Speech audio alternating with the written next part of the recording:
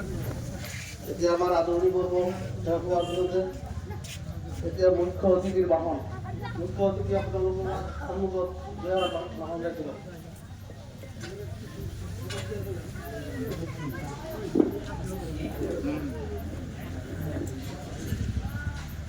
নমস্কাৰ, সালাম আলাইকুম।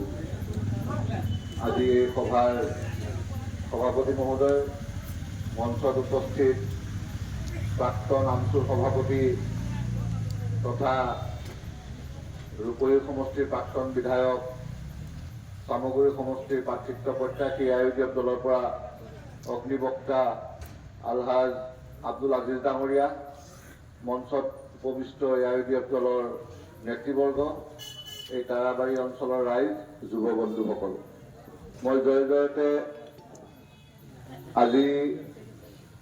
আজি ৰাতিৰ পৰাই ৰমজান মাহ, পবিত্ৰ ৰমজান মাহ আৰম্ভ হ'ব। সেইকাৰণে মই সকলো ইছলাম ধৰ্মী লোকক মই ৰমজান মুবাৰক জনাইছোঁ। আৰু আজিৰ পৰা চাগে তাৰাবি নামাজো আৰম্ভ হ'ব। সেইকাৰণে আমি ভাষণ দীঘলীয়া নকৰোঁ, খুব প্ৰমুখে ভাষণ দি আমি ইয়াৰ পৰা বিদায় লওঁ।